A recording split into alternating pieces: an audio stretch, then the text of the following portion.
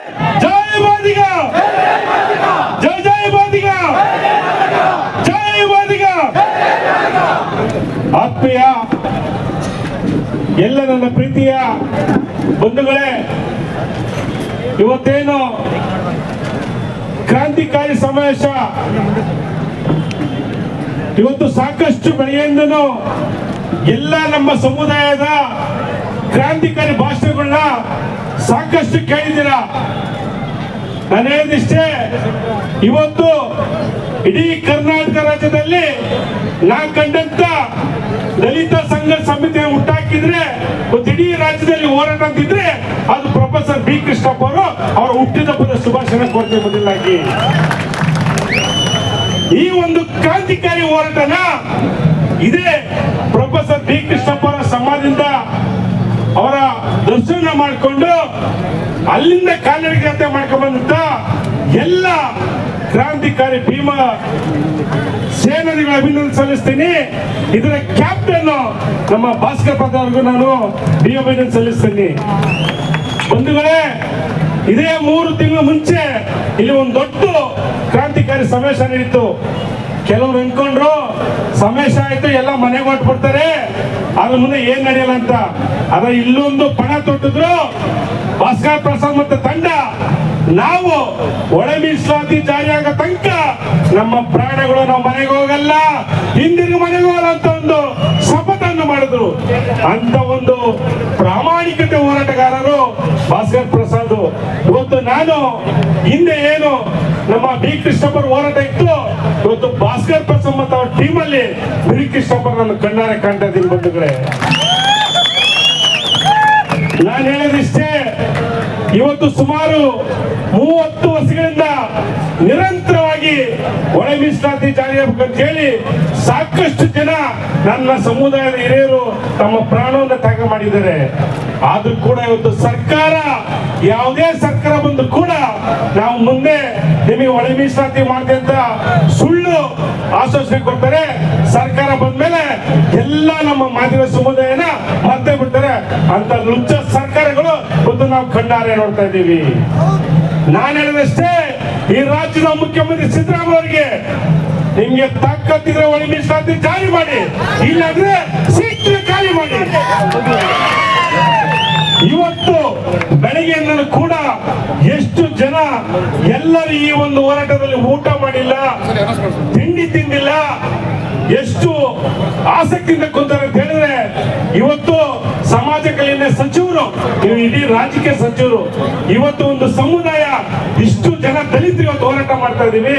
ಅವರಿಗೆ ಬಂದು ನಿಮ್ಮ ಏನು ಬೇಡಿಕೆ ಅಂತ ಕೇಳಕ್ಕೆ ನಿಮ್ಗೆ ಯೋಗ್ಯತೆ ಇಲ್ಲ ಅಂತ ಹೇಳಿದ್ರೆ ಇಂಥ ಸಚಿವರು ಯಾಕೆ ಬೇಕು, ಯಾಕೆ ಬೇಕಾಗಿ ನೋಡೋಣ.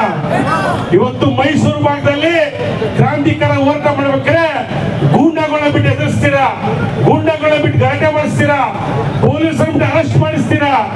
ಏನಾದ್ರೂ ಮಾಡಿ ನೀವು ಈ ಒಂದು ಕ್ರಾಂತಿಕಾರಿ ಸಮಾವೇಶ ನಿಲ್ಲಿಸ್ಬೇಕಂತ ಹೇಳಿ ಏನೆಲ್ಲ ಪ್ರಯತ್ನ ಮಾಡಿದ್ರು ನಿಮ್ಮ ಪ್ರಯತ್ನ ವಿಫಲ ಆಗ್ಬಿಡ್ತು.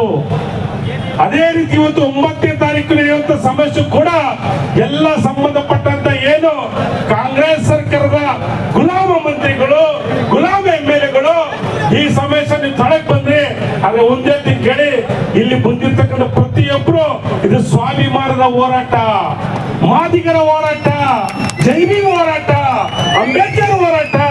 ಸೊ ಹಾಗಾಗಿ ಇಲ್ಲಿ ಬಂದಿರ್ತಕ್ಕಂಥ ಎಲ್ಲ ನಮ್ಮ ಭೀಮ ಹುಲಿಗಳು, ನಾವೆಲ್ಲ ಇಲಿಗಳಲ್ಲ, ನಾವೆಲ್ಲ ಹುಲಿಗಳು ಅಂತ ಹೇಳಿ ನೀವತ್ತು ಪ್ರೂವ್ ಮಾಡಿದ್ರ ಬಂದಿದ್ರೆ.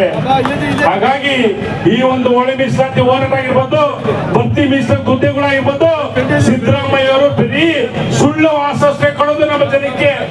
ನಮ್ಮ ಸರ್ಕಾರ ಬಂದೇಟ್ಗೆ ನಿಮಗೆ ಒಳ ಮೀಸಲಾತಿ ಜಾರಿ ಮಾಡ್ತೀವಿ ಅಂತ ಹೇಳೋದು, ಮತ್ತೆ ನಮ್ಮ ಮೇಲೆ ಕೇಸ್ ಹಾಕ್ಬಿಟ್ಟು ಜೈಲಿಗೆ ಕಳಿಸೋದು, ಇದು ನಿಮ್ಮ ಕುತಂತ್ರಗಳು.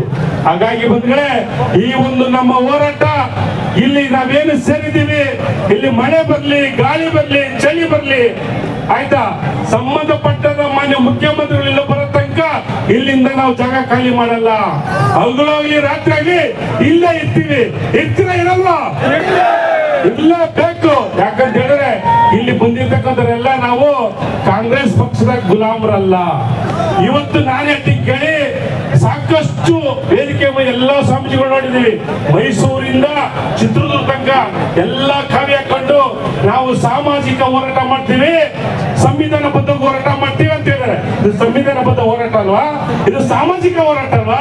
ನಿಮ್ಮ ಯೋಗ್ಯತೆಗಳೆಲ್ಲ ಕುಮಾರಿಗಳ ಕಾಂಗ್ರೆಸ್ ಅಲ್ಲಿ 2 ಕೋಟಿ 3 ಕೋಟಿ ದುಡ್ಡು ಇಸ್ಕೊಂಡು ಕಾರುಗಳು ಇಸ್ಕೊಳ್ತೀರಾ, ನಿಮ್ಗೆ ಅನುಕೂಲಕ್ಕೆ ನೀವು ಸ್ವಾಮೀಜಿ ಅಂತ ಹೇಳ್ತೀರಾ. ನಾನು ಹೇಳ್ತೀನಿ ಕೇಳಿ, ಈ ಒಂದು ಹೋರಾಟಕ್ಕೆ ಯಾವ ಸ್ವಾಮೀಜಿನ ಕಲ್ಸ್ಬೇಡಿ.